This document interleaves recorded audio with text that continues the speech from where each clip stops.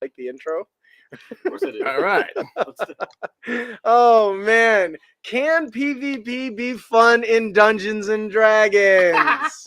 Well, we think so. So let's talk Clash of Classes and PvP with our special guest, Garwin. Glad to be.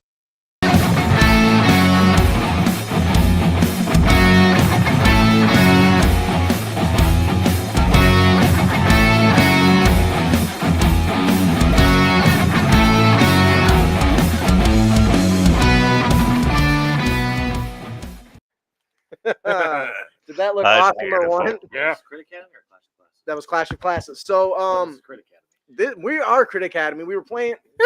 Stop confusing me. Doesn't take much. Yes, please come join us. It's been going great. Hello and welcome, heroes, to the Crit Academy. I'm your host, Justin. That's your spot. I'm your guest, Garvin. Yes, I'm your guest, Garvin. I'm your co-host, Ian. I'm your co-host, Brandon.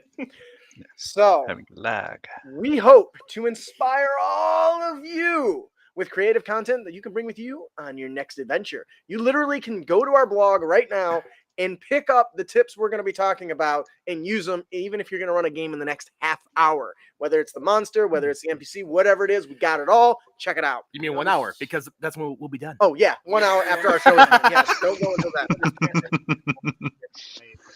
Topic, because you only just want the tip. Oh, my God, dude. Sorry. No, you're Are not. you? All right, so My man. So part of starting this, we've got a lot of questions in regards to how do you handle PvP in D&D. Now, at the time, yes, not many of us had actually delved into it. Ian ran us a few. I don't know what other ones he's played. And because this was a questions that we had seen a lot, we decided that we wanted to test the theory, can be PvP being fun. We wanted to find out. So, of course, we created Clash of Classes.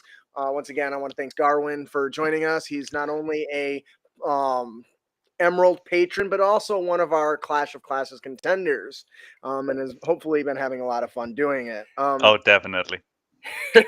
So right off the top of the get-go, PvP in Dungeons and Dragons is something most people try to avoid. Would you guys agree with that? Yeah. Yeah, most For most people. games, yes. Why do you guys think that? Because they're cowards. Because they're cowards. Nah, they want to avoid the group breaking up. Yeah. Pose the hardships amongst the players. Yes. So people can attack my characters. Oh, well. And I feel like, too, first and foremost, that D&D is meant to be, in most cases, a storytelling game. And when you have your players fight each other, that kind of steps away from that. And let's be real here, too. People have egos, and when you have one character beat up another character, that can brew some egos at times. Absolutely. And let's be real here. Not all players are mature enough to handle it either. Yes. Yeah, I've heard that one a lot. So I do want to take a moment before we get too far into this to thank all of our followers, our patrons, anyone that follows us on YouTube. Our YouTube has officially become monetized, which means we'll get a couple extra cents every month. But more importantly, it unlocked chat and super chat and stickers, which should allow you to not only support us, but also pin comments to make sure that we see them. Any of the revenue that comes in from super chats or stickers is going to go to getting us new microphones and, most importantly, a new camera, because that thing is old as dirt. So keep that in mind, and thank you once again for helping us get this far. All right, so that's the one I won. Yeah. Right. Fuck Justin's character. Oh yeah, when you stabbed me. Oh, hey, you're finally not frozen anymore. Let's get back into the discussion topic of PvP, right? Besides Brandon stabbing my ass on the back, I hated that. So we all know that the 5th edition system is not really designed for this. And yeah, and I'll admit, I was like, early on, I was like, my reaction was 5th edition's good for whatever you want it to be, as long as you play for it. But then, especially after we started doing Clash of Clans, you're like, my crap, this is not built for this. And that's some of the stuff that we're gonna want to talk about for sure, right? So one of the core things about the the system, it comes with its own flaws when you're trying to run PvP. Yep. Of course, that didn't stop us from pitting classes against each other, because who doesn't want to know who the strongest class is, right? Oh yeah. That's right, everyone. And so this is something that we wanted to do, and we've learned quite a bit in our experience of running the 5 different matches, and the 6th one that, as Brandon mentioned, is coming up on Thursday, March 10th at 8 p.m. Eastern. Please come join us for that. We got returning champions hitting head to head against this, the monk and the druid. It'll be a lot of fun. Racket system. Yes. So come and join us for that. So did we just prove that the strongest class is not the wizard? Didn't the wizard get jacked up last time we played? To be fair, he built for a one-on-one game and ended up not being a one-on-one game. well, that's good. Oh, Yeah, that's right. that, Wasn't yeah. the druid who had, like, The druid who creatures? Well, conjured- if there's one thing we have proven, Yeah. it's that it doesn't matter how strong or weak the class is. It's the dice that decide everything. absolutely, And that's Garland it. would definitely know that from his games. Yeah. Oh yeah. Like, the game can turn around quickly. yeah. In one, I almost win because of the dice and then lose because of a crit. In the other, almost win because of the dice and then lose because of a crit. And it really can go both ways. Or more accurately, because of a failed grapple check. Yeah. Grapple, that's- crit, same thing. It all ties together, right? It ties you up, actually. Yes. So Get my guts all over the floor. let's dig into a little bit of the challenges and stuff that we ran into specifically. As you mentioned, crits can change the game. That the crits in themselves are enough to demolish somebody if they're not careful, if they're not, because crits are automatic hits, right? So it's not like you can defend against them in any way. You can only reduce the damage they do.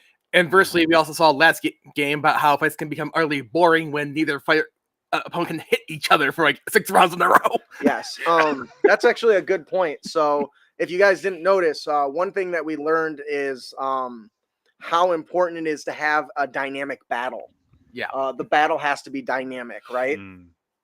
I don't know if Brandon wants to elaborate comparing it the last match versus some of the first ones.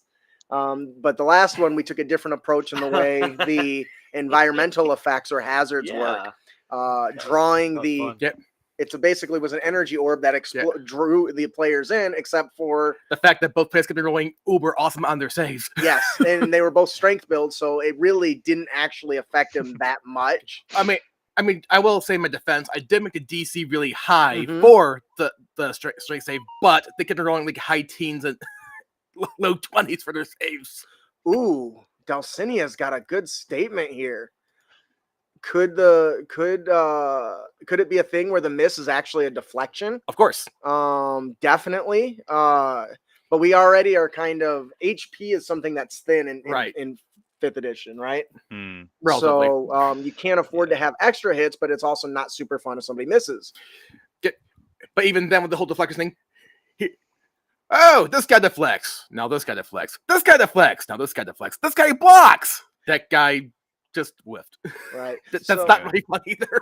So one of the things that we've done that I think, and I'd like to hear Brandon's thoughts on this, is we've done blind preparation. Yep. Which basically means the players build their characters with the same access to the same powers and same features and same items, but they don't know what the map is, they don't know what the hazards are going to be, and they don't know who their opponent is going to be. What do you think about that? I think that is brilliant because of then you're out in the wild and you get randomly attacked. You don't know what you're going to get attacked by. Crikey. Yeah. Oh shit. What like Aaron was saying is like, what was it? Wizard equals strongest class. Well, that doesn't matter if you get tag teamed by 8 different animals because you're fighting against a druid. He didn't prepare for a druid. Right. And in Garwin, you got to, as a player, you got to experience that. So why don't you tell us a little bit about how you felt trying to prepare, not knowing what you were fighting or where it was going to take place? It was definitely interesting.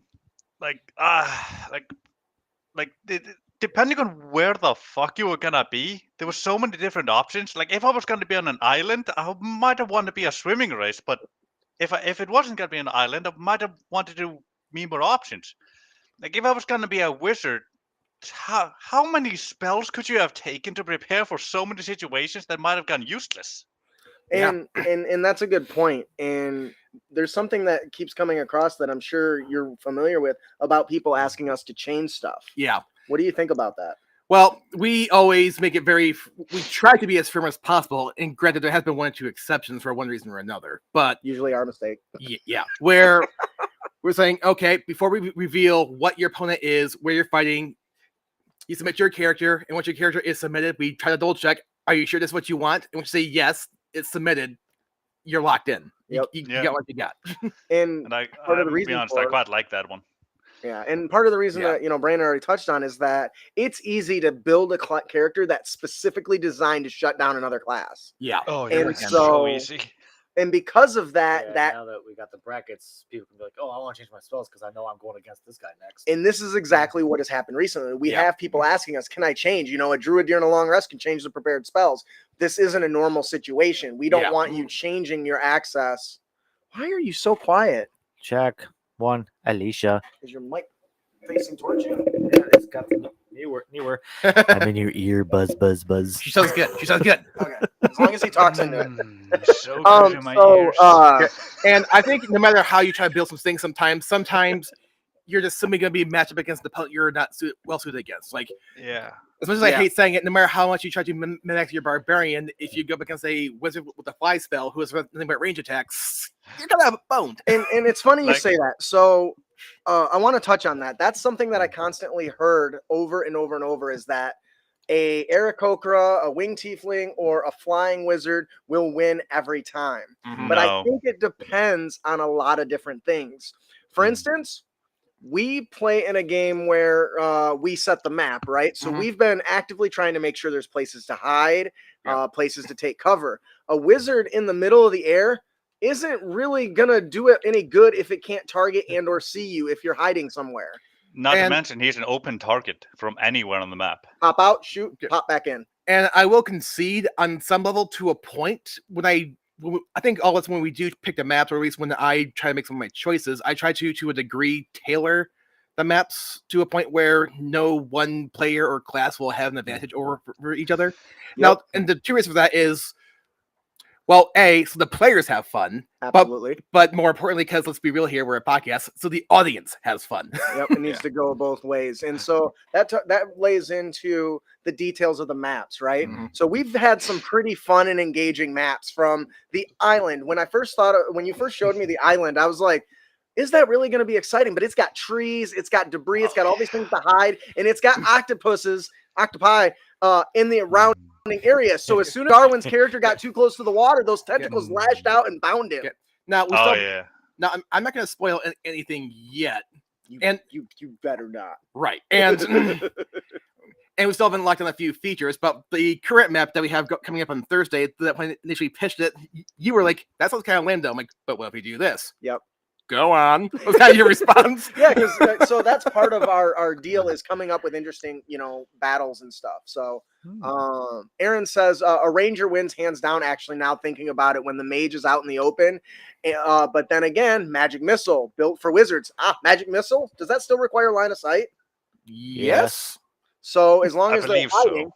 but I do think that if they thought to ready their action, Yeah. Yeah. when the ranger He pops peeks out, boom, Yep. and they all release. Now, it is worth mentioning, though, raw at least, if you do prepare a spell, but the trigger doesn't occur, you You still lose it. I usually ignore that rule in my home games for a reason, but hey. Yep, I agree. But we're trying to be as close to raw as we can, right? So, Right. expanding on the blind prep a little bit before we move on to the battle arenas. Hmm. The players have to build utilitarian type characters. Mhm. Yeah, So- and I think the best Like- representation of that would be the fighter and the barbarian fight. Yeah. How often they Yeah. get that. Oh yeah, I have never seen net used more in my life in a single game than I did that session. Oh, shit. Oh, yeah. I fell in love with the net as soon as I read through it. I was just, yes.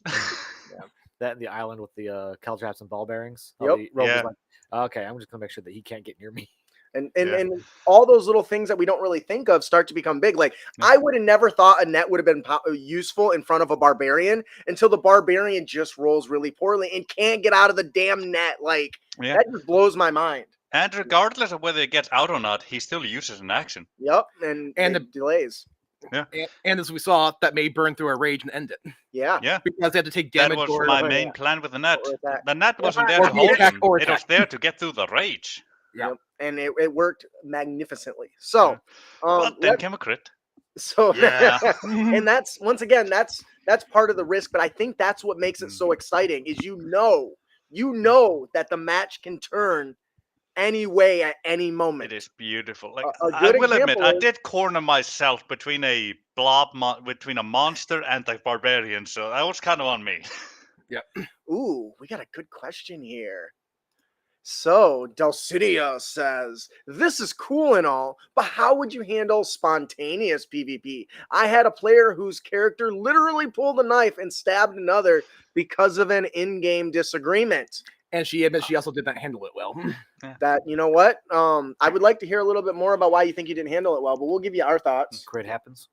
Yeah. Well, my knee-jerk reaction is when that happens, it may not be a bad idea to say, "Hey guys, let's take five," but then consult each player individually during the 5 minutes what their thoughts are or how it thinks they should be handled, and try to find the balance between the two of them. That's a damn good answer. Something I've heard of and started using relatively recently is when it comes to PvP spontaneous things between players, because Mhm. it's a narrative game, ignore the mechanics and go narrative with it. And Ooh, I like that. actually, I've seen some arguments online too, even on not PvP instances. Like, for example, like, okay, let's say on paper, you've seen countless times in fantasy movies, shows, whatever, where rogue comes by, knifes a guard, even though on paper they shouldn't die in one hit. Mhm. But then the DM is like, but here's the thing though, you're not in combat, and narratively does what you want to do. So Make it happen. right. Yeah. Now, granted, that's out of combat situation. We're talking about PvP Right, here. right. Like in So, a you year, wanna say something? No, I am thinking very hard in my head how I would deal with that situation. Yep. Yeah. So for me, Because I get panicked if I have my players at each other's throats. Yeah. so touching on what Ian said a little bit, first I think the establish how the players feel. Yeah. First of all, this should have been something that was already addressed in session 0, but if it's not, And or sometimes it isn't. was, and sometimes it is, and it happens anyway, make sure that, as Ian said, take a 5-minute break, but talk to make sure that nobody's angry or upset actually, and it's just their characters.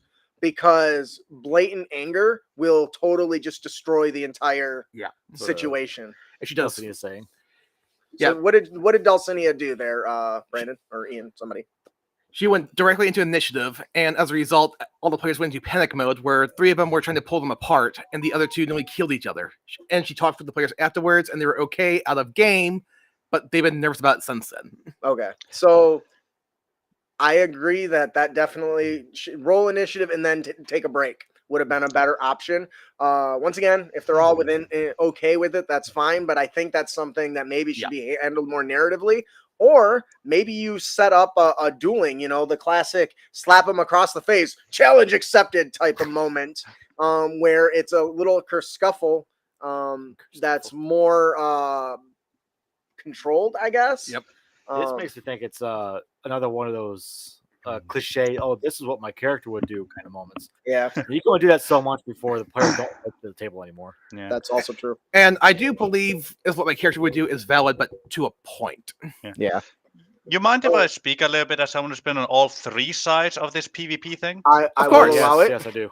3. Like I've initiated it. It's been initiated against me, and I've been the DM.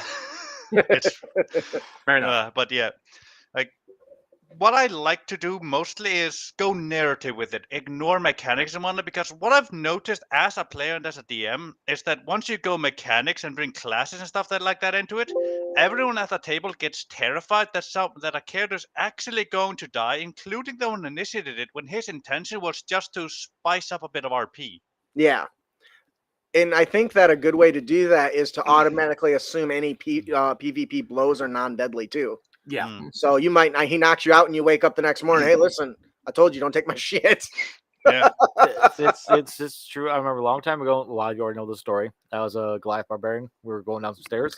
Rogue stole a potion, and I didn't notice. And honestly, if I would have noticed, I probably would have turned around, grabbed the rogue, and threw them down the stairs. Yeah. Like All right. Oh, guilt the rogue by having by getting a comment with the DM. Like, we should get my potion because I'm almost dead. Crap! I don't think most girls give a shit. All right, so let's talk about making what makes them boring and exciting as far as the arenas. So Yeah. having a plain sand arena is the worst thing you can do. Yeah. It is not fun. People will just sit and trade blows. There's nowhere to hide. You can't engage those additional features. Actually, I will say it depends, actually, but It I does disagree. depend. Go ahead, Bren. There are always options. Yeah, But I was it gonna say, does make it actually- harder for the Oh. players to even try and make it dynamic. yeah.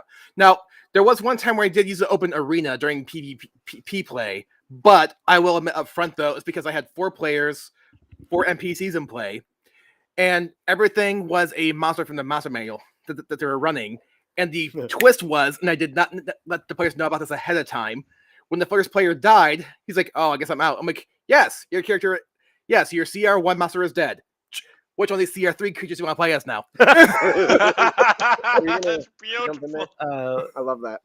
what was it? During our last battle, there was a lot of just blows for blows, and they didn't do a whole lot of anything. Yep. So thank God for the map that we made, Oh Yeah. my goodness. because if it wasn't for that map, Yeah.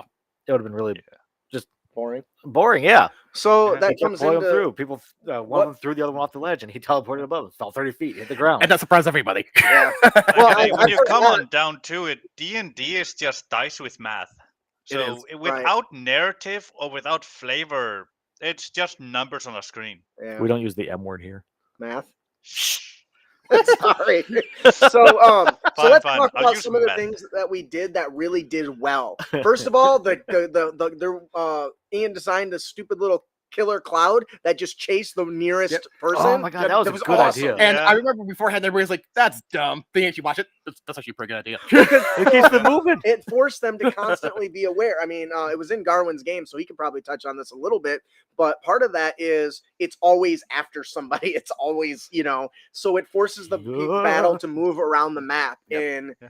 especially when somebody's hiding in the trees and the other person can't find them, Yep. and they realize this thing is chasing the nearest person, they just got to run away and make it chase you.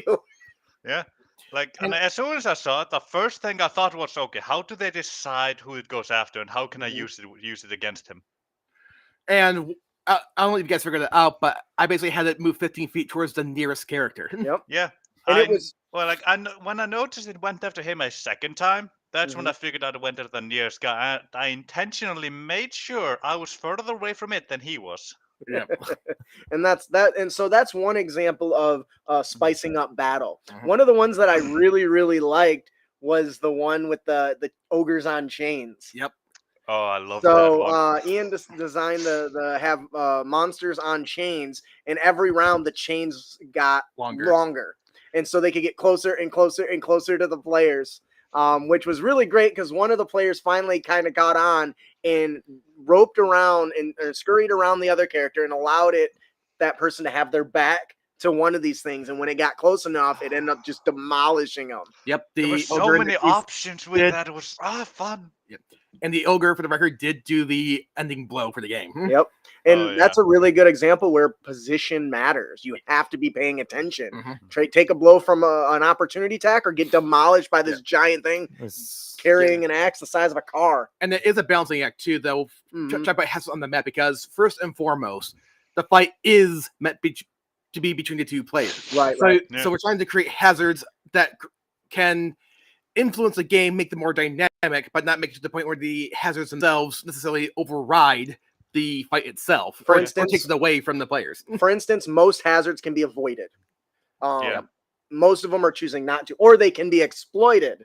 For instance, Oh, the yeah. one you were That's talking the about, most Brandon, fun. pushing and grappling and throwing somebody off the edge Oh yeah. is a hazard that can be avoided. Don't get close. But if somebody decides to choke a bitch and then throw you over the edge, there's not a lot you can do. But that's kind of what we were going for, right? Yeah. And I will admit, I did take Brandon's suggestion of having being shot on the edge not be a death sentence because that's kind of boring too. And Yeah, we changed that at the last minute, and I kind of wish we wouldn't because that would have been hilarious. Like, wait, I actually died? yeah, Because we did that was literally like 2 minutes before the show started. That change happened, didn't it? I think Brandon made a suggestion a half hour earlier. I'm like, oh, that's a good idea. It's only a few minutes before we started. Yeah, I can't quite remember. But at the very least, it was like, at the very least, you still don't make death instant in that case and make it a cheat, but you still reward the other player and Mhm. damage the other guy, and you still make a danger there. Yep. So I And, think I- of, and I think the fact that the damages. players did not know about that too, I think Oh, made it more yeah. dramatic. We Yeah. kept saying they go off the edge, they're gonna die, they're gonna die, they're gonna die. So the audience and the players thought that until he actually went off the edge, and it was just 3d6 damage, which is still a lot at level 5. So Yeah.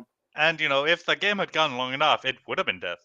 oh, for sure. Yeah. Keep throwing them over the edge there. I So think of the all the matches we've had so far. I think 3 of the matches were determined by something on the map. Yep. Like the island was won because of an octopus. The one in the center was won because of an octopus. I'm telling you, if Garwin would not have, when you first got grappled by the first octopus, if you would have not kept running around the sand where one could reach you, I'm sure you would have had that match. I would have, yes. Your strategy was really, really superb. And one was won I because had the to other- try and like I had extremely good athletics, so I was kind of banking on the fact that I could escape it, because I couldn't risk the cloud getting closer to me, because Right. then he would know where I am. He could focus in on me, Mhm. and the cloud was to damage. I had to try and get around it in a way where it would still go after him, but I would still be close enough to the tree line to maybe get in there. Right. And as I said before, I was hoping to put an illusionary image of myself behind the bear trap. Oh, I would just like to take a huge moment to say thank you to Ian for putting all this stuff together. He's constantly fiddling with Foundry, and thanks to Drew and Dragons, who's kind of given us some pointers on it. He's been doing a lot with that, and a lot of time and effort goes into that. So thank you. I think I spent at least an hour and a half on the map yesterday just working on it. So I'm Or- super or- excited for this or new this- map. Oh yeah, the new map is so pretty. Or this morning. It helped us together for a Yeah, while. you just want to Like, forget. Sorry, seeing as, All right, seeing as so- someone who's Yeah, played one in of your the maps, shows, I'm starting to love you, man. Yeah. I didn't have a chance to get onto the map to see what you had. Yeah, I clicked it and it was dead already. I was already asleep. Yeah, whatever. Anyway, so before we move on, because we are running out of time, we didn't even get to all the questions. So Questions. there was a lot of questions that have either showed up in Discord or through the chats during the games. All right, let's do some speed answers. But yeah, let's speed through. Rapid fire? Yeah. Okay, What we'll made go. We'll Let's just go 3 go- hours. We'll go down them. Speed round. What made you want to start running PvP games? I want to know who the strongest class was. Players look like to build characters and like to see how they stand up against other characters. I want to see what the best class was. Me too. I wanted to have fun. That's great. Fun is you're a the player. really overrated answer. Nice job. Question 2: Are you concerned about balance? Yes. Yes. No. Yeah. Yes, to a point. Yes. Yeah, you're right. No.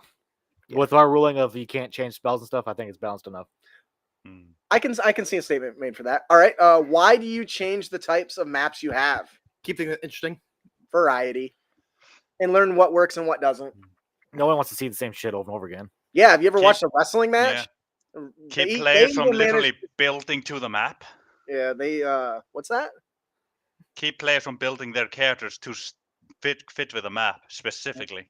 Oh, that's good. One of our players did that because we revealed the map ahead of time, I think. Mm. Whoops. And so yeah, so that's good. Yeah, did you ever get a good analogy? Is the Undertaker at all of his entrances in the WWE? Oh hell yeah! It's the same place, different shit. Oh yeah. All right. Well, all the maps are too. They finally put a cage over it and shit, so that was cool. What was the reason for going for professional wrestling motif instead of traditional RP? Short version, let's be real here. And I know some people will hate you for the first statement. Pro wrestling is ridiculous, but you can't deny how much they can hype up a situation in the moment. Oh yeah. I was screaming and yelling at more than one of those things, like, "Oh, I can't believe what he did," shit like that. What about you, B? Well, Why do you considering the think fact that we're trailer park boys and we grew up on WWE, Yeah. and we also grew up watching a Celebrity Deathmatch, so Oh yes. that was a big deal. And I'd say the bigger thing is everyone does the games in RP. Yeah. We wanted to be different. We wanted to stand out. Simple as We that. want it to be a show, and apparently it's a show because a lot of people are watching it. Yeah. All right. Like, I can definitely tell you I love it. What's the next question there, Ian? What VT are we using and why not another? Go ahead and start first, Justin. We're using Foundry. And if you haven't picked up Foundry, you need to, because it's a one-time purchase and that's awesome. I'm not gonna lie, I've been using Roll20 this whole time. I like Roll20, But excuse me. Foundry, I thought it was not much different until we got into our first map. And I clicked on one of the characters and realized, like, what are all these black lines? And just said, oh, that's field of view. Like, wait, you mean like they can't see behind this barrel? Like, yeah, that's right. It's like, oh, that's badass. And Technically, that's just the tip. technically, Roll20 can do it too. You just have to get the subscription level. But and Because A, I had Foundry in the first place, and B, you can do a lot with Foundry once you get how the program works. And I will be the first to admit I'm still scratching the surface of what it can and cannot do. And you can download modules to customize a lot of things, as you saw with the animations in the last match, for right. example. Oh man, I lost it when that barbarian raged and there was crackling lightning around it. I was like, yeah! it's getting more and more pretty every time. Speaking as someone who has a Roll20 subscription at the highest level, getting field of view to function is a pain in the fucking ass.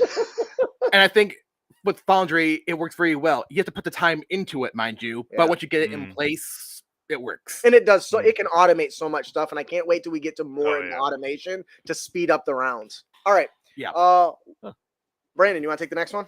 Let's see. How did you decide what level, features, and roles to incorporate? Rules.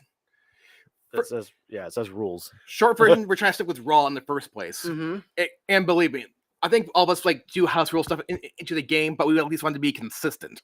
Yep. And two, I think we stuck with level 5 because that's kind of a sweet spot, if you will, where it's when the classes you can start to do a lot with all the classes, depending on how you build them, but they're not too overpowered either. He put such a nice spin on that. I did a poll, and that was the top answer. And they agreed, basically, right, for those very reasons. Yeah. What are our thoughts on Fantasy Grounds? I never used it. My wife says, "Why can't we play with 3.5 rolls?" we got an email or a message like I would participate if it was 3.5. I'm like, well, We don't have the time to do algebra. calculus. Like I was about to say, we don't have time to pick up a chalkboard and go through an entire formula to figure out who hit who. And that's get just me for wrong. grappling. Yeah, just for grappling. Don't get us wrong. I like 3.5. I love Pathfinder. I just have moved on. I like 3.5, Pathfinder, 4th, Shadowrun, use the Masterminds. I can go on. What is our thoughts on Fantasy Grounds? I don't have any. I haven't used it.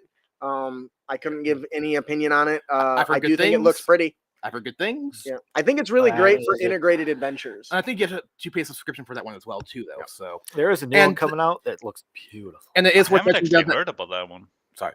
And it is worth mentioning, though, with Foundry, once you pay the $50, you have the program. That's it. You're done. Yep. But it's worth noting that Fantasy Grounds is an absolutely great program because some of our products have been converted to Fantasy Grounds. Yeah. Honestly, I totally had forgotten about that. All right. So, do you have any plans to expand Clash of Classes? Yes. Yeah, of course. Yes. We're always trying to improve it, and we like what people like it. So, and we are kind of in the prototype stage right now, which is why we started off, aside from one screw up on our part, PHB only. Yep. And the plan is to expand outwards as we get and more stuff. and more. Yeah. Like we'll go to the next book, which was what? Xanathar's, I think, is the next one we decided. Yeah. Because I don't want to deal with the mixing and matching of ability points just yet. Yeah. With Tasha's that introduces all that stuff. So, among other things. Yep. Yeah. We'll get there, eventually we might start. I can't wait until I get my tabaxi. Ain't nobody gonna be able to catch it. You can be gone. All right. What is something you would like to see in Clash of Classes that you haven't seen yet? Spike Pit. Ooh, no, I'm a big Mortal Kombat fan. That's my Pit favorite traps. level. Pit traps. Pit traps. I feel like it's actually been done. We just nobody tripped it. That island had tripped several of them, Yeah. and you all avoided them running randomly. So The fact that we managed to avoid them tells you they needed more pit traps. Need more. Hey, I'm all for it, man. I wanted to do a pit trap with a black pudding inside. And Put a pit trap in a pit trap. what the fuck? I just want to be clear. I just want to be clear as a DM. No matter how you meet hazards or where you put them, they might be tripped off. They might be not. No matter what you try to do. Oh yeah. But see, that's the beauty of it. If they are tripped off, you'd be like, damn. And if it's not, nobody ever notices. Yeah. All right. Now- So for me, the thing that I would like to see that I haven't seen yet, is thousands of viewers with holding big signs and cheering for their favorite characters. So Once it catches on. It's getting there more and more every other week. So Yep. pretty cool. So- What I would like to see is more like I would like to see a cavalry battle. So that is Oh, that'd be something that beautiful. we've discussed doing more of different varieties of play styles and stuff. So we'll hopefully be delving into that at some point. Anyways, we've been talking A about this quite a tournament while. system might be fun, but later. Yeah. Now, I'll admit, there is one other aspect I want to put at the end. When I have done PvP games in the past, especially at home, I did put a lot of house rules in place to limit stuff for balancing reasons, and we're trying to avoid that for Clash of Classes at least, because we are to a point. Yeah. Because we want to at least have players play raw at least. Yeah, so. we've been why did we not call it Clash of Classes Raw? What the We totally missed out for the double meaning there. I gotta shoot myself in the foot for that one. All right. So Also, Dalcinia, master of understatements. it says, "Wow, as transparent as an open window." There. Hey, I don't hide nothing. We know. We saw your manscape, Did Dad. you see the manscape? Look, there just isn't even a wall there to begin with. You're not even in a house. You're outside in the field. Yeah. Okay, let's try to get to you. All right, let's move on. If you're interested, please come and check us out. We're going to be doing another Clash of Classes. Look at that. There's a another Russian bot. I was going to say there's a Russian bot. Aren't you in the middle of something right now? Like, what the hell? You got enough time to be doing that shit? All right, so Hey, that's how you know we got in the big leagues. come and join us for this Thursday at 8 p.m. on YouTube as we do Clash of Classes, a battle between a wild-shaped druid and a moon druid, Circle of the Moon druid, and a open hand monk. So come and keep an eye out for that. Please join us. All right, roll that beautiful bean footage. I'm probably gonna get sued. Hey, Crit Nation. Man, it feels like just a few weeks ago we posted something about adorable creatures for our game, and man, were our wishes answered. We just found out about an awesome new 5e game full of adorable little creatures. Fates and Furhaven just funded on Kickstarter, and we are so excited about it. The world of Aloria is a place of mystery and danger where adorable creatures undertake dangerous quests to protect their families and homes. The main hub of commerce and civilization is a settlement known as Furhaven, a large community of humble furs from throughout the forest, pastures, and sunny spaces. Furhaven is an exciting campaign setting for 5th edition, full of colorful characters, magical items and spells, new races, and daring adventures. The adorable Kickstarter comes with boxed game bundle for ease of use for even the smallest youngling in the family. Back it today, rebrand.ly/critfurhaven, and pick up a freaky adventure of the Lost Library.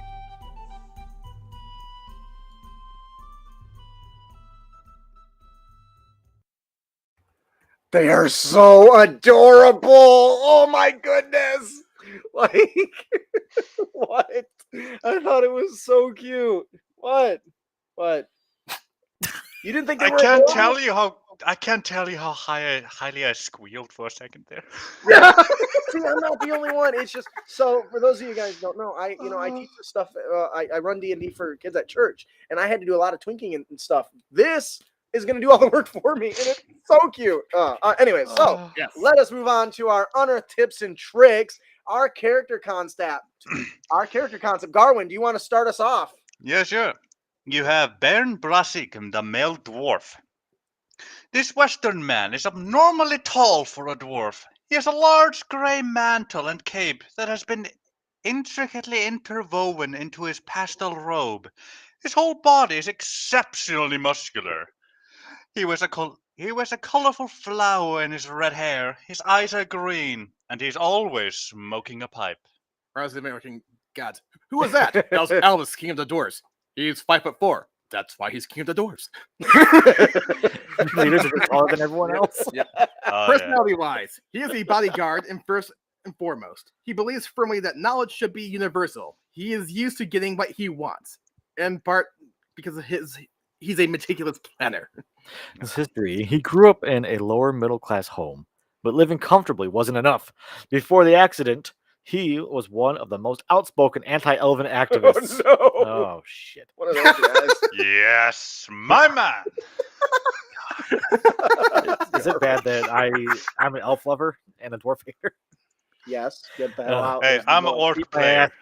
ass. He was mortally wounded, saved by a kind and fast-acting elven doctor. Look at that! Hey, you shut your Heresy. mouth. He has drifted from career to career and currently works as a bodyguard. That sounds like me. His motivations are to sabotage his enemy and remember that duty comes first. Duty usually comes second for me. Oh, fuck. Looking at all sides before judging someone who is different than you. So, this is a really interesting character because it's somebody that learned something that changed their perspective. And I like stuff like that because I don't know what you guys think about it, but I think D&D character from the player's perspective, they often don't let them evolve or change. Yeah.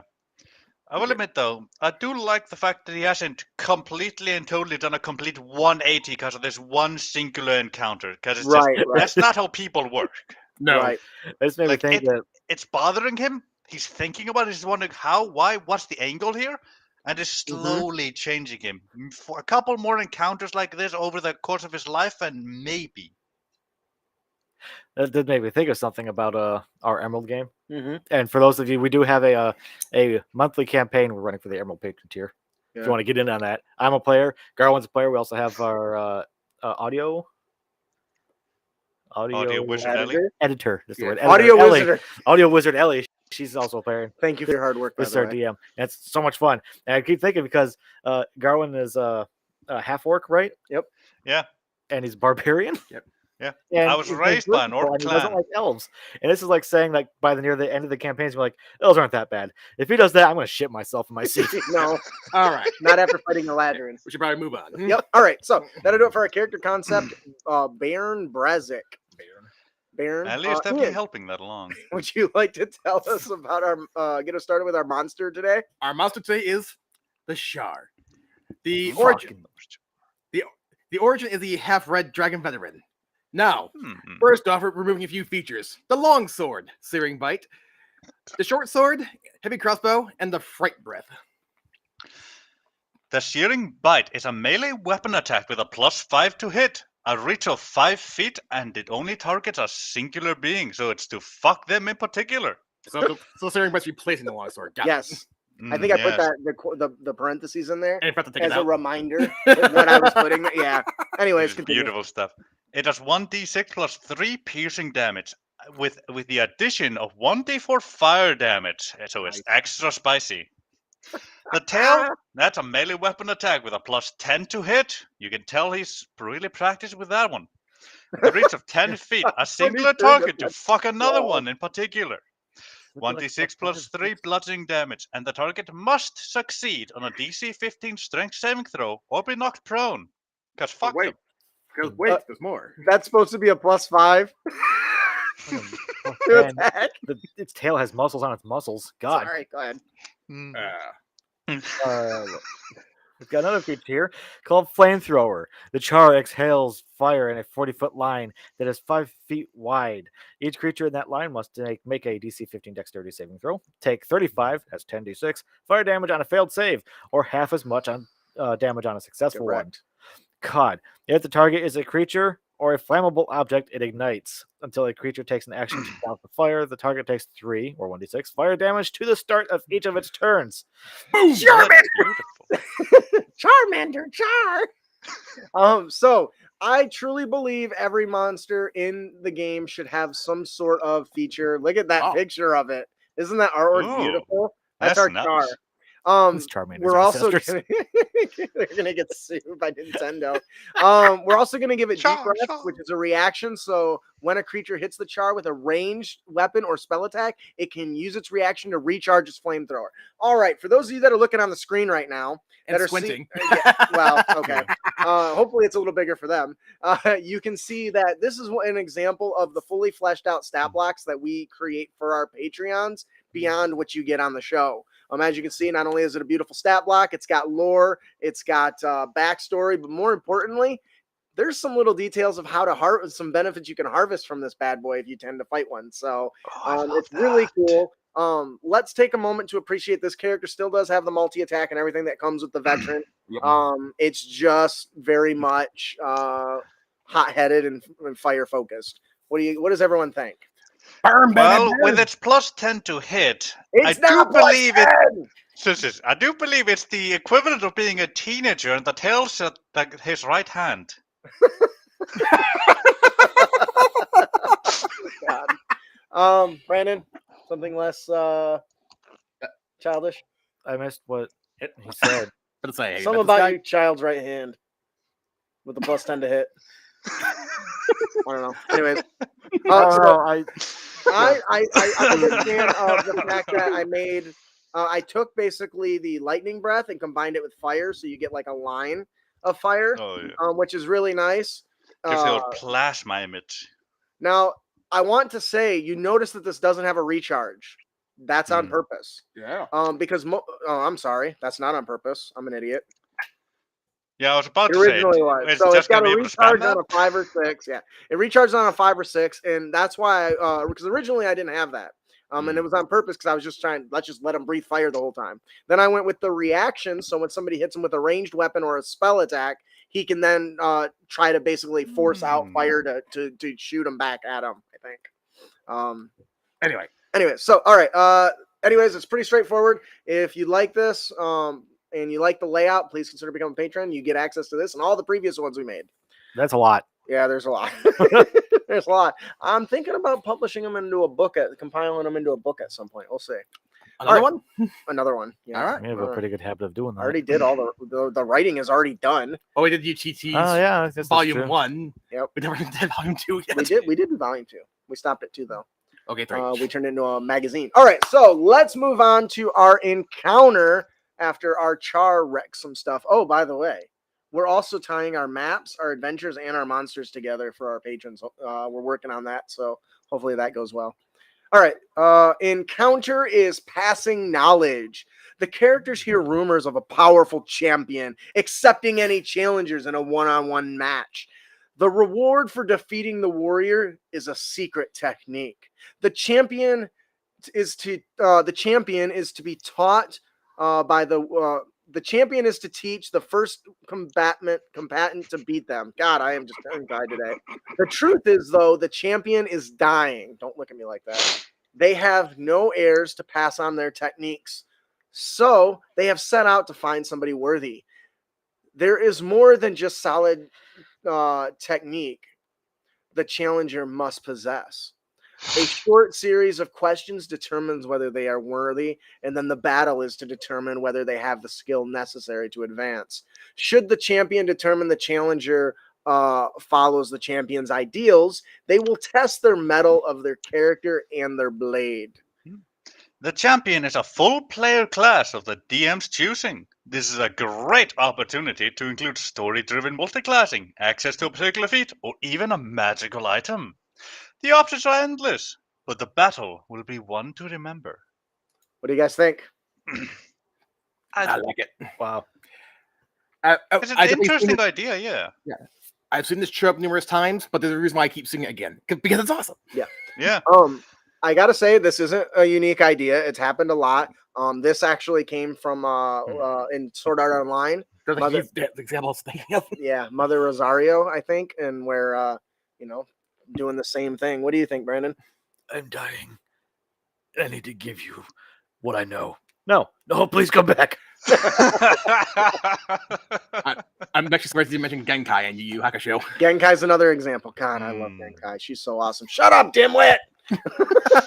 All right. What's really cool about this is It can happen at any level. Yep. So if you've got a player that wants to become a battle master, for instance, this is a great way to do that.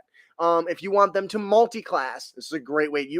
There's just so much you can do with this, and it can be a story-driven reason, and it can just be a rumor that's out there. And if they don't take interest, whatever.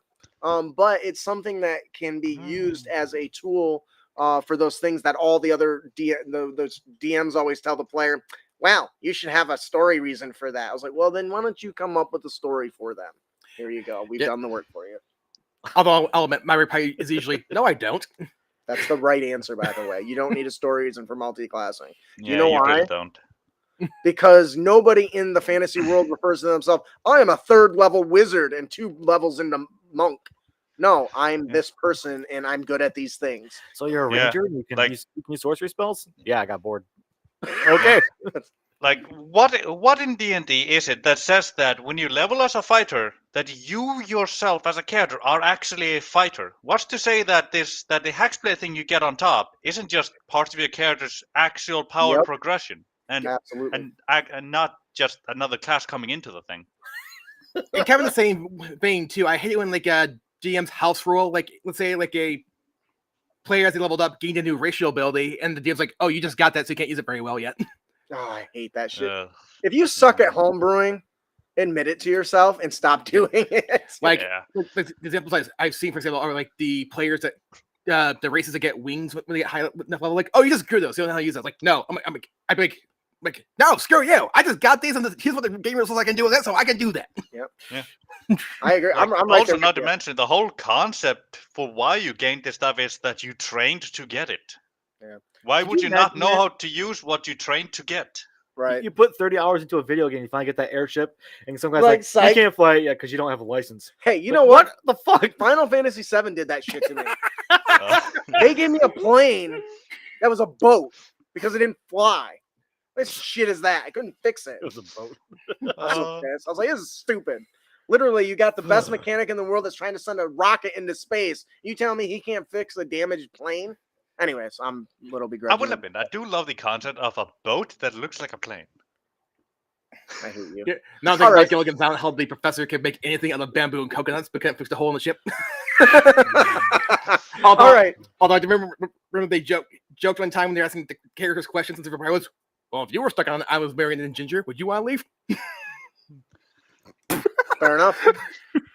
Gilligan would make me run, though. All right, Brandon, would you like to introduce our magic item today? Our magic item is the Black Dragon Mortar. It is a wondrous item and it's rare. This short carved wooden and steel tube is about 2 feet long and 8 inches in diameter.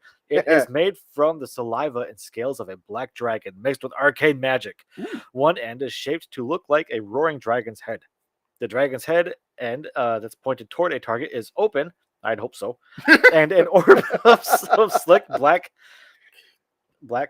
can what? Yeah. Anyway, an orb of slick black can be seen at the. You gotta slow down when you type, man. An orb of slick black coating can be seen at the other end as long as the mortar has at least 1 charge remaining. I'm assuming that's flammable. No, you think? The mortar has 4 charges for the following properties. It regains 1d4 -1. Yes. Expended charges daily at dawn. Yeah. All right. Here's the first Black Dragon's Breath. Yes. You can expend 1 charge as an action to lose a 30-foot cone of Black Dragon acid. Each creature in the area must make a DC 15 dexterity saving throw. Or take 5d4 acid damage on a failed save, or half as much damage on a successful one. That is ow. yeah, I just read a bit ahead, man. That's ouch. I'm a bit of a dick. Additionally, any non-magical weapon or armor begins to corrode. Super dick. A weapon takes permanent and cumulative additive -2 penalty to damage rolls. Armor being worn or carried takes a permanent and additive -2 penalty to the AC it offers. Nice work with the synonym. What the fuck, man? But wait, there's more.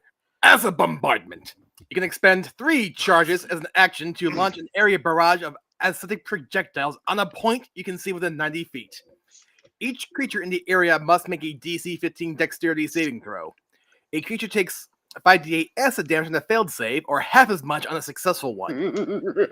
Additionally, any non-magical weapons or armor begins to corrode. A weapon takes a permanent and cumulative -1 penalty to damage rolls. Armor begins when carry that takes a permanent and cumulative -1 penalty to the AC that it offers. Okay, now Go ahead. Let me hear about it. There's a meme of two guys in jail. There's a really big guy and a really small guy. The really small guy looks at the big guy and says, "I counterspell my players' healing spells." And the big guy goes, "What the fuck is wrong with you?" That's you. Yeah, Whatever. Now, let me just say one thing that everyone seems to get wrong about D&D. Nowhere in anywhere in any official D&D content does it say that magic items are hardier than non-magic items.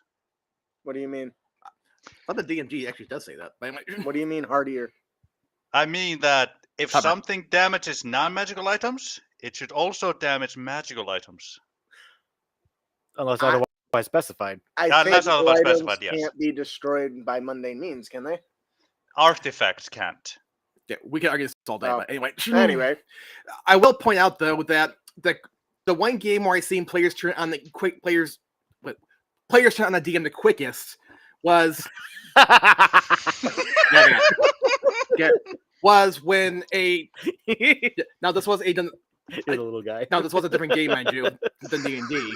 But effectively, the DM had an enemy cast what was the equivalent of a fireball onto the entire party, and the DM's like, "Oh, by the way, anything that's non-flammable on you guys is now gone. That includes clothes, weapons that burn, so on and so forth." And all players like, "You did what?" Because there was nothing in the spell that said it did anything like that, and nothing like that happened in the game previously. Mm-hmm.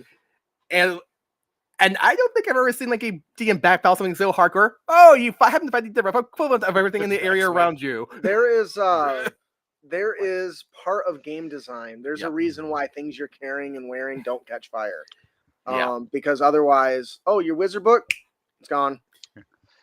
No, I am on 2 feet with regarding this whole things you wear or are carried don't get affected by any spell whatsoever whole thing. It's like I love it as a player and I do like it as a DM, but also I hate it as a player and a DM because I can't be as creative as I want to be with my magic. Yeah.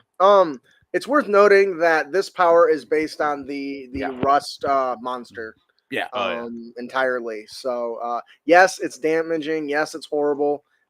You're gonna love it. That's also why it's a 1d4 -1. There's a chance you might not get to use it. Yeah. So I kind of gave some leeway there, I guess. I don't know. Also, before the whole chat votes to murder me, I also rule that magical items are tougher than non-magical items. Yep. I was just pointing it out. Yep. Yeah, I'm actually kind of curious about that now. All right, so moving on to our Dungeon Master tip, addressing problematic situations. Hey, Dulcinea brought this up earlier. When you're aware that a situation is unfolding, addressing it immediately is the key toward reinforcing your game's boundaries and moving back toward a fun environment. A quick and strong word from a GM can often immediately just put an end to an uncomfortable situation. And I know I've had to step in here and there a few times too over the years. So Sometimes it can be as easy as saying the following: "Hey, what you said really isn't cool. Please don't do that at my table." If the game moves on from there, that's great. But if it doesn't, you should always feel empowered to stand your ground and stand up for marginalized players who might have been the butt of a joke or the target of hostility. Yep. Fuck that. If something happens during a game and the player brings it up to you later, listen to them and adjust the problems as might be necessary. Now, keyword might be necessary, because sometimes it might be a whole lot of nothing. And I'm not saying always, but I'm just saying sometimes. Because some people can blow up things bigger than they really are.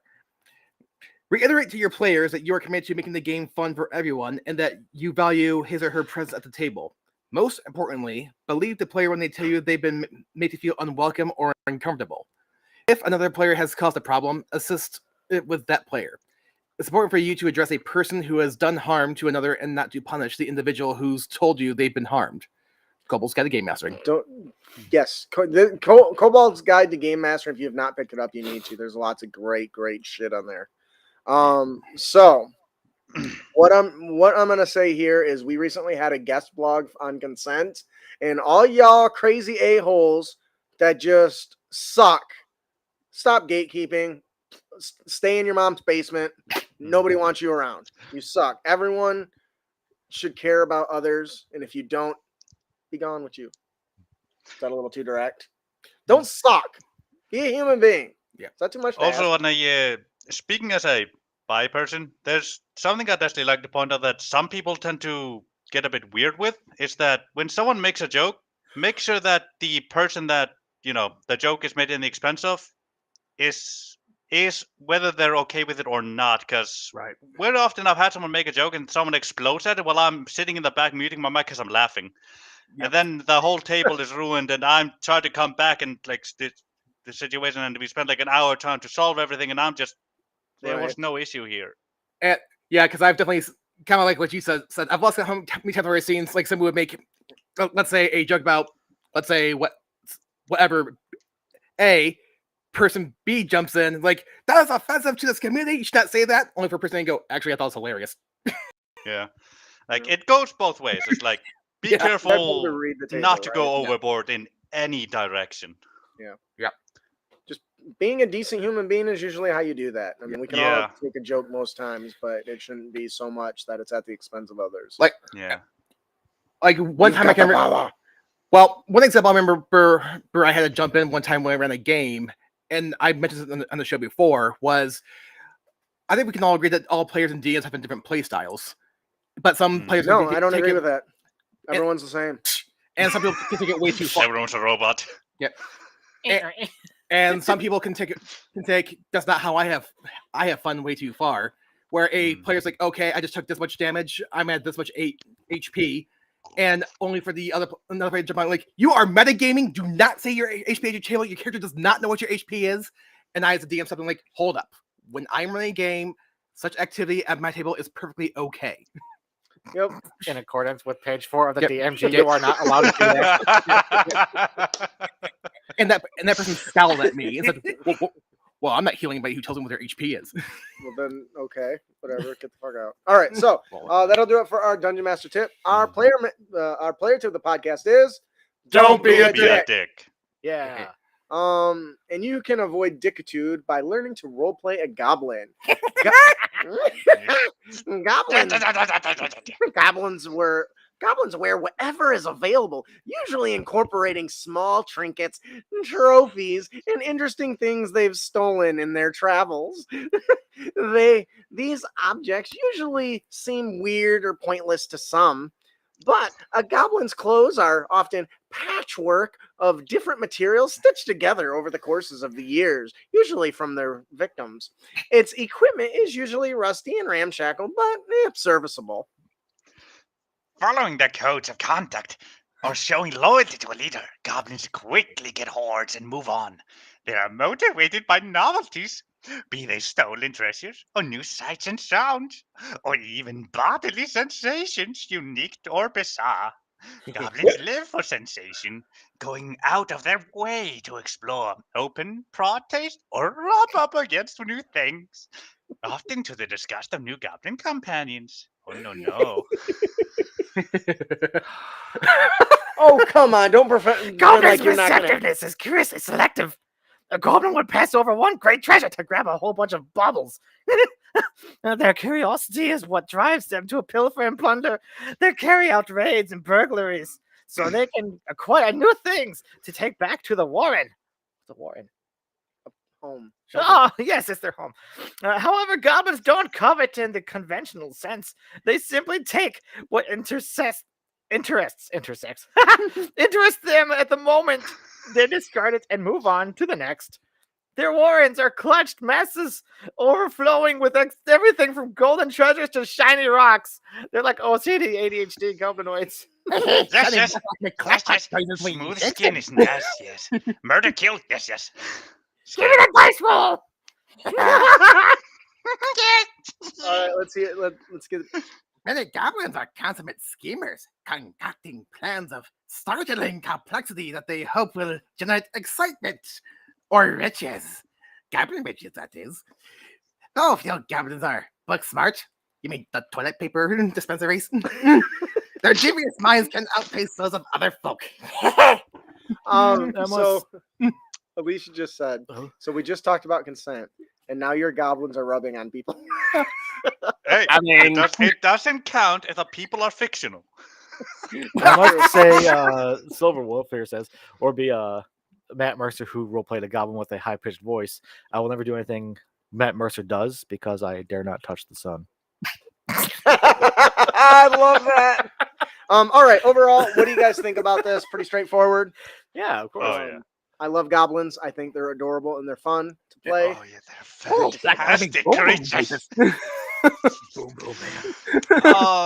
If there's one thing I want to bring in from Pathfinder, it's the Alchemist Bombardier. Oh God, yes, I love those. I Bastards. want them because I want to play a goblin with that class. I'll see what I can do. All right, that'll do it for our player tip of the podcast. Don't be a dick. Goblin. And you can avoid dick and dude by role playing your goblins. which could actually make you a huge dick, but hey. All right. Just sitting up. I had a player who played a goblin bard who was convinced he was a lawyer. Oh, that's beautiful. All right. So before we close out today, I want to take a moment to say thank you for joining us, Garwin. No Hopefully problem. you enjoyed yourself. Oh, Thank you for definitely. your constant support of the show, the Patreon, everything. You're a blast. Now, as always, we like to give away fat loot to our wonderful subscribers. So, Brandon, take it away. RPG Fat Loot giveaway. Big Book of Cats Yeah. by Jessica McCrone. Big Book of Cats. Mhm. Lions and tigers and cat bears. Oh my God Almighty!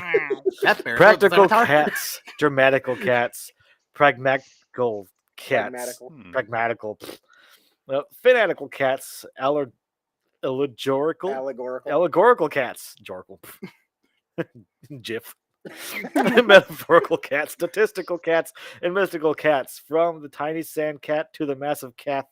Pelog, what the fuck? The Big Book of Cats contains 40 new felines plus several old friends to delight and devour you. It's the perfect something for any table looking to evade danger by a whisker or just having a good time kidding around. Khajiit has fans. Not gonna lie. When like pragmatical cats because it was misspelled, I read it as pragmatical. Oh, is it spelled wrong? I don't know. I copied that from their thing, so maybe we should tell them. I don't I'm know. looking at the artwork for a Big Book of Cats. I really want a cat with wings and a horn. That'd be awesome. Yeah. All right. Heck no! Kitty. Cats are dicks as is. They'll be much worse with all that. Spearing you in the ass when you're not looking. All right. Who is our winner today, Brandon? Our winner today is Brandon Roy, 30. Woo! No relation. Congratulations, Brandon Roy 30. If you enjoy the adventure, please make sure to leave a review. If you didn't win, no problem. Head on over to critacademy.com and subscribe for your chance to win. Oh, apparently. Time change update for those that watch the stream. Oh, Next week, if you are in most of the world, we will be streaming an hour earlier because America thinks they can change the amount of daylight in a day by changing the clocks twice a year, known as daylight savings time. We hate it. Oh my God, so stupid. It's not so bad in the fall because we actually gain an hour of sleep at night, so I don't mind that. But in the spring, we got to spring forward. Get it? And I don't know. Try being awake during the transition. It's stupid. It's so dumb. See, there's one way to fix this. Stop Don't doing do it. it. Just live on Iceland. You don't get sun anyway. Now here's the thing: Michigan actually is cool with getting daylight savings time, but the reason why the state legislature has not passed changing it is because they want to stay in the same time frame as New York City. Who gives a shit about New York? Because we have so much economic ties with them, New York does. An hour's not going to make that much of a difference. and yet it does apparently. Anyway, Wow. We can all thank Ben Franklin for this shit, by the way. No, city. America's the only place I know where someone thinks they can make a blanket longer by taking an inch off the top and adding it to the bottom. That is so such an American thing. Oh my God. Oh yeah. All right. So if you enjoy the show and you'd like to support us, please visit us at critacademy.com. Follow us on social media. Leave us a review. Please make sure you subscribe and watch us on YouTube. Yeah, that's our preferred platform every of choice. episode you do this and you still haven't learned where the fucking buttons are. Yeah. Whatever. Here, Shit watch, moves watch. around. Okay. The subscribe button for YouTube is right over there. That's not right at all. if It's you're looking at actually the- over here. Actually, it was correct me like screen. It is changed. See why I'm confused? You don't even Fucking know. know. Trying to talk some shit. Actually, he was correct. All right. Over here. So Should be right. that'll do it for our show today. I am your host, Justin. I'm your guest, Garmin. I'm your co-host, Jan. I'm your co-host, Brandon. Ghostbuster time. But yes, say thanks for listening first, but yes. Oh, thanks for listening. Keep your blades sharp and Sharp spells spells prepared, prepared, heroes. heroes. Gotta love that delay. Damn it, Garwin. Beautiful stuff.